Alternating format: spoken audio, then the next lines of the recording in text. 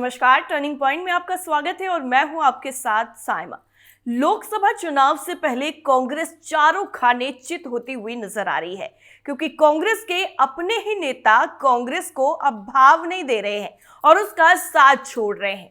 एक तरफ बीजेपी अपना परचम लहरा रही है और दिग्गज नेताओं को अपनी पार्टी में शामिल करवा रही है, तो वहीं दूसरी तरफ कांग्रेस पार्टी को उनके अपने ही धोखा दे रहे हैं, जिससे लोकसभा चुनाव से पहले कांग्रेस बड़ी मुसीबत में फंसती हुई नजर आ रही है।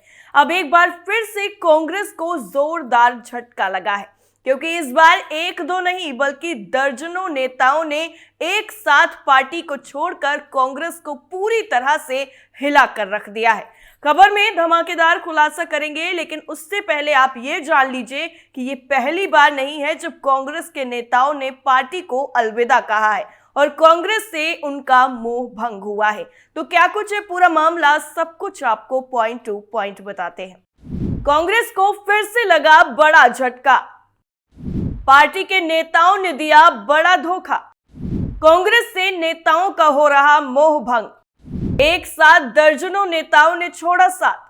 लोकसभा चुनाव की तैयारियों में जुटी कांग्रेस को उस वक्त बड़ा झटका लगा जब कांग्रेस पार्टी के दर्जनों नेताओं ने एक साथ पार्टी का साथ छोड़ दिया। और इससे ज्यादा शॉकिंग कांग्रेस के लिए तो ये था कि उन सभी नेताओं पर भगवा रंग चढ़ गया। जी हां, जो खबर सामने आई है उसने कांग्रेस को पूरी तरह से हिला कर रख दिया। दरअसल हिमाचल प्रदेश के कांगड़ा जिले के सुलह कांग्रेस के पूर्व अध्यक्ष अरुण राणा 25 जनवरी को भाजपा में शामिल हो गए और कांग्रेस से अपना हाथ छुड़ा लिया है। उनके साथ ही सुलह क्षेत्र के कांग्रेस से जुड़े 50 समर्थकों ने भी भगवा पटका पहन लिया। सभी को विधानसभा के पूर्व अध्यक्ष और भाजपा के कांगड़ा संसदीय क्षेत्र प्रभारी विधायक विपिन सिंह परमार ने पार्टी में शामिल कराया। अरुण राणा सुलह ब्लॉक कांग्रेस के 2 बार 8 साल तक अध्यक्ष रहे हैं। सुलह में पहले पूर्व विधायक जगजीवन पाल को कांग्रेस से निलंबित करना, फिर जगदीश सिपैया के निधन के बाद अब अरुण राणा के भाजपा में जाने से कांग्रेस की मुश्किलें और ज्यादा बढ़ गई हैं। अरुण राणा भट्टू पंचायत के प्रधान भी रहे हैं और वर्तमान में सीट आरक्षित होने पर उप प्रधान चुने गए हैं। भाजपा में शामिल होने वाले लोगों में पूर्व जिला परिषद सदस्य अमित चंद, कांग्रेस के बूथ प्रभारी मनोज धीमान, बलवंत सिंह, भट्टू पंचायत के 5 सदस्य शामिल हैं। इस मौके पर विपिन परमार ने कहा कि भाजपा की नीतियों, जनहित की कार्यशैली और राष्ट्र का हित सबसे पहले की सोच से प्रभावित होकर विपक्षी पार्टी के लोग भाजपा में शामिल हो रहे हैं। अरुण राणा ने कहा कि मोदी सरकार की उपलब्धियों, सुलह में विपिन परमार की कार्यशैली और सनातन के प्रति भाजपा के स्टैंड से प्रभावित होकर उन्होंने भगवा पहना है। आगे उन्होंने कहा कि सुलह में कांग्रेस नेतृत्व विहीन और इसके नेता घमंडी हो गए हैं, जिसकी वजह से उन्होंने कांग्रेस से खुद को अलग कर लिया है। इतना ही नहीं, कांग्रेस को आपको बता दें ये पहला झटका नहीं है, क्योंकि अभी पिछले दिनों में कांग्रेस को काफी ज्यादा नेताओं ने झटका दिया है और पार्टी को अलविदा कह दिया है। अभी हाल ही की अगर हम बात करें तो कांग्रेस को उस वक्त बड़ा झटका लगा जब कांग्रेस के कद्दावर नेता, कर्नाटक कांग्रेस के पूर्व सीएम जगदीश शेट्टार ने पार्टी को अलविदा कहते हुए दोबारा से घर वापसी कर ली, जिसके बाद कांग्रेस पार्टी में हड़कंप मच गया। दरअसल कर्नाटक के पूर्व मुख्यमंत्री जगदीश शेट्टार ने 25 जनवरी को घर वापसी कर ली और कांग्रेस का साथ छोड़कर बीजेपी में वापस आ गए।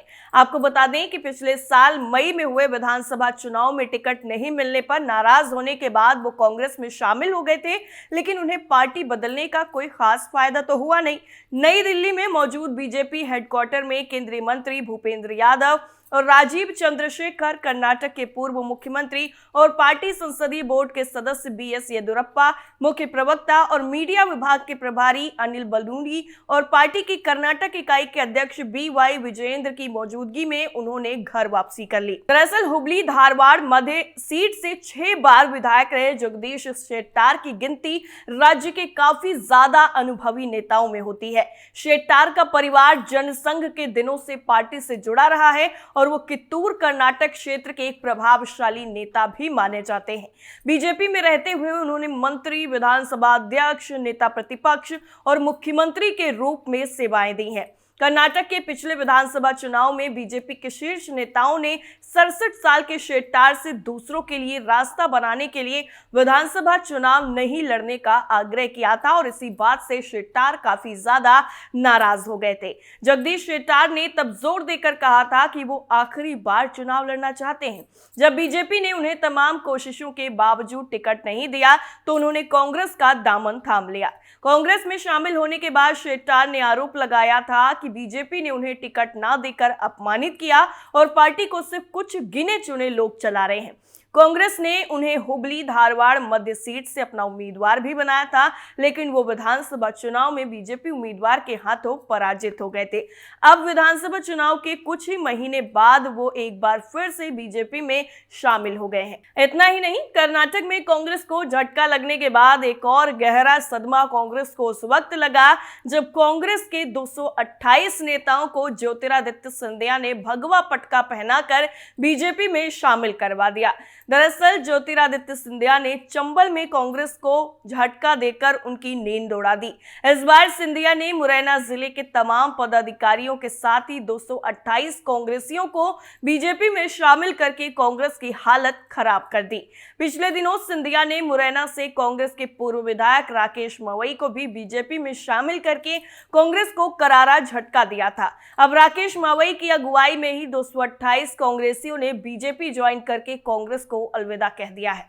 दरअसल मुरैना विधानसभा से कांग्रेस के विधायक रहे राकेश मवई अपनी पार्टी से नाराज चल रहे थे। विधानसभा चुनाव में टिकट नहीं मिलने से नाराज राकेश मवई ने पिछले दिनों भाजपा का दामन थाम लिया था।